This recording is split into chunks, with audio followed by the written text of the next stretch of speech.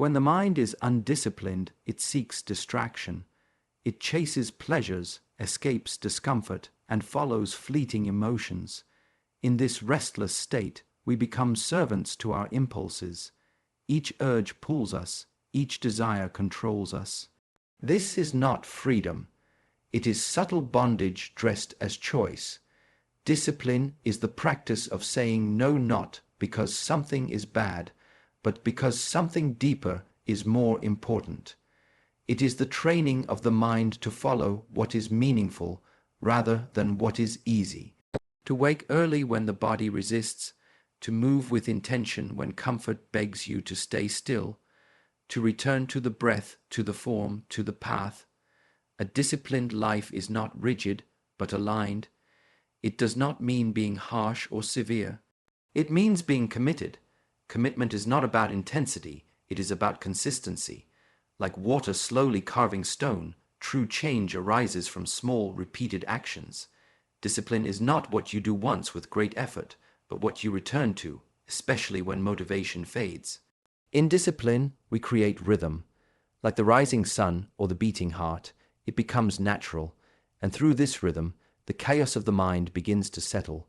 What once felt heavy becomes light. What once seemed impossible becomes familiar. Discipline simplifies. It removes the noise and reveals what matters. When you choose discipline, you reclaim your time. You choose how to spend your energy. You begin to govern your life instead of being governed by moods and distractions.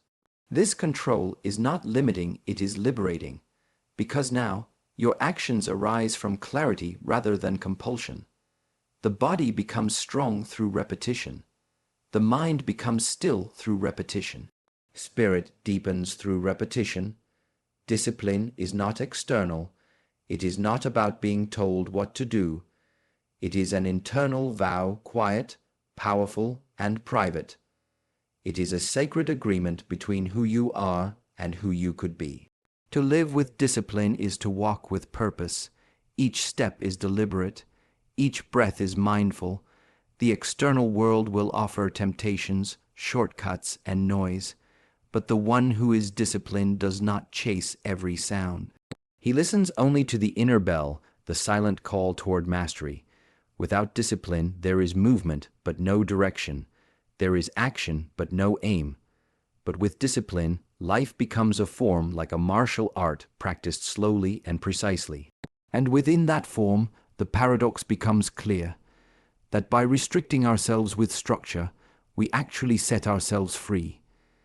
The mind shapes reality. The mind does not merely observe the world, it interprets it, colors it, filters it.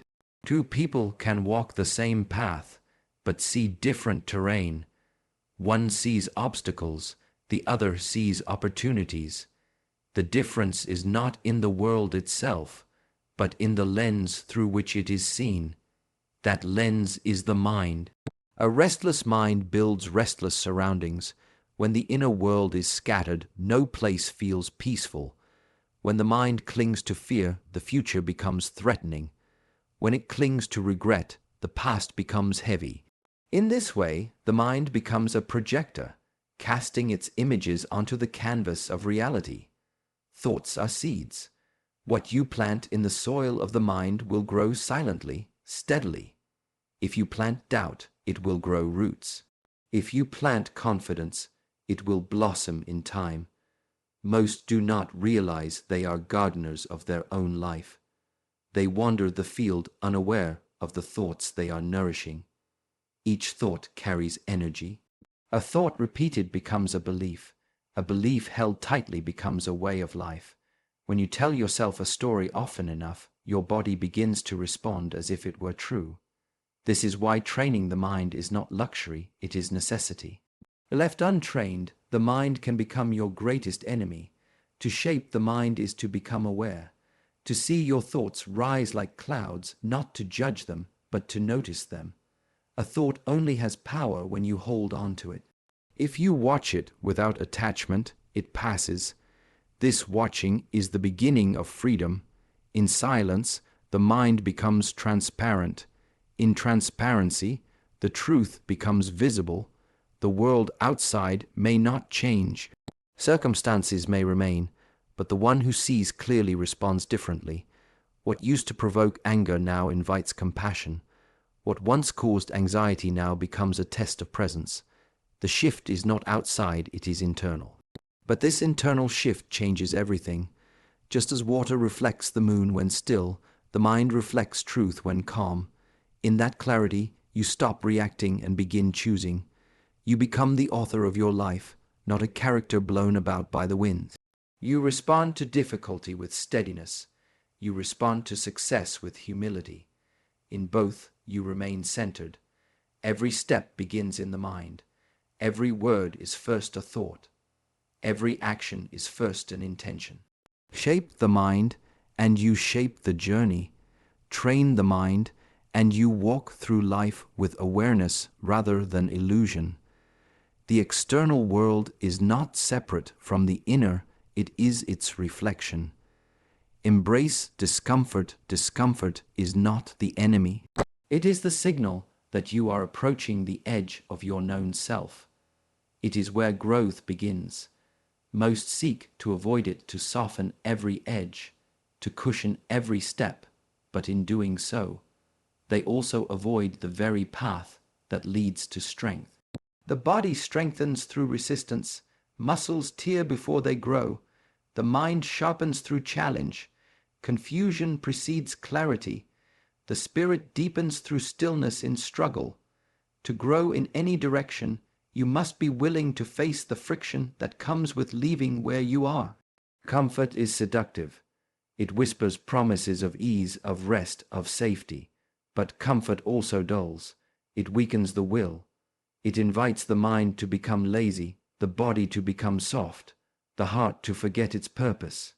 When life becomes too comfortable, vitality begins to fade. Discomfort is the fire that tempers the blade. Without it, steel remains soft.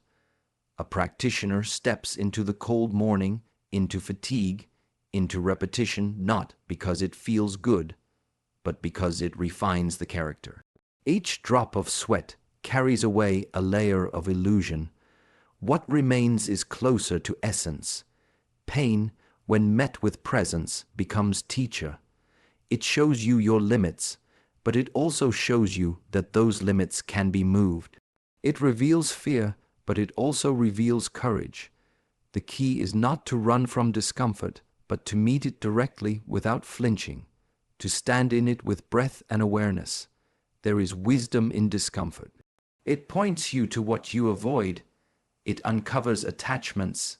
It reveals where you seek control. And in that revelation, there is opportunity. You learn to sit with restlessness, to observe craving without obeying it, to walk through fear without being ruled by it. Most suffering does not come from the discomfort itself, but from the resistance to it. The tension of this should not be happening, is heavier than the moment itself, but once you accept what is present fully, without escape, you find a strange calm, even in the heat of trial. This is not surrender to weakness, but surrender to truth. To embrace discomfort is to choose the path of transformation over the illusion of ease. It is to meet difficulty with dignity, to welcome challenge as a companion on the path, not an obstacle. The one who walks through fire does not remain the same. To hold is instinct. The mind holds ideas, the heart holds memories, the body holds tension. We cling because we fear loss, but often, the more tightly we grasp, the more we suffer. What is meant to stay cannot be forced. What must leave cannot be stopped. Letting go is not weakness, it is the recognition of flow. A clenched fist cannot receive. When the hands are full of the past, there is no space for the present. People carry the weight of old wounds, failed expectations, and outdated identities. This weight becomes invisible, but it shapes every step. Letting go is the quiet act of laying it down. There is a difference between giving up and letting go. One comes from despair, the other from clarity. To let go is to see clearly what no longer serves your growth. It is to understand that holding on may once have helped you survive, but now keeps you from evolving. It is an act of intelligence and trust. Everything in nature follows this truth. Trees shed leaves not because they are broken, but because they are entering a new season. Snakes shed their skin not because they are damaged, but because they have outgrown it. In the same way, you must learn when it is time to release what you've outlived. Letting go is also internal. It is not just about people or things. It is about attachments to how life should be, how others should act, how you should feel.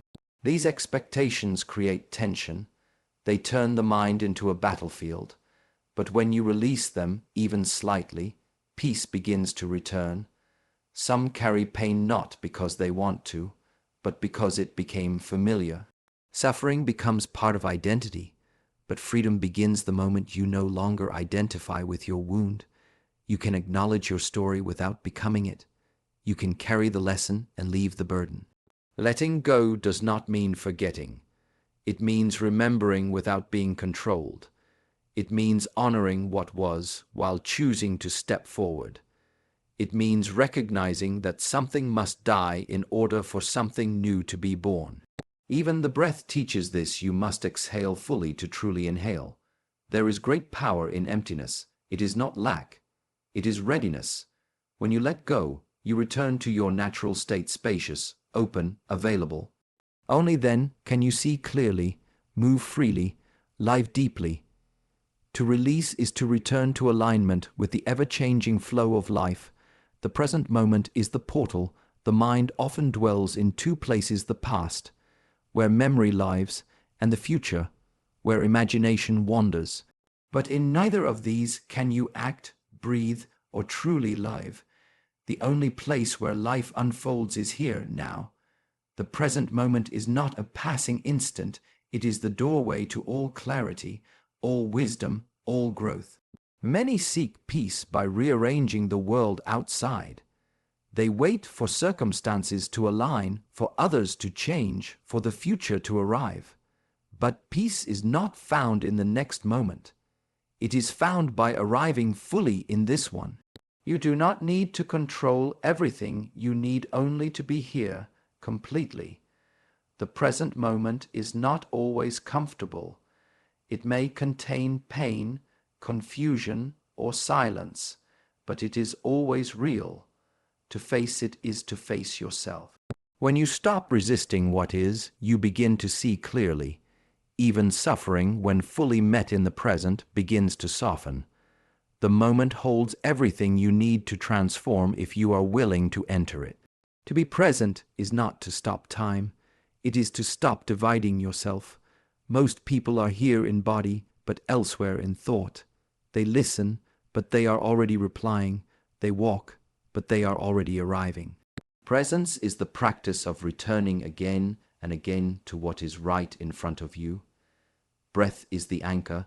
It is always now. Each inhale, each exhale is an invitation to return. When you follow the breath, the mind begins to quiet. Space opens, the background noise fades. In that stillness, truth can be heard. The present is not empty. It is full of detail, full of life, full of meaning. The moment does not need to be extraordinary to be sacred. Drinking water, tying shoes, washing hands, each can be done with reverence. When awareness fills simple actions, they become meditation. The ordinary becomes the teaching. This is the hidden power of now. It reveals what was always there but unnoticed. You cannot grow while escaping. Growth requires seeing things as they are. This includes your reactions, your habits, your patterns. The present moment shows them all without judgment. It becomes a mirror not to shame you, but to awaken you. It is not easy to stay present, but it is the only place where real change begins. Stillness does not mean nothing is happening. It means everything is happening, but nothing is wasted.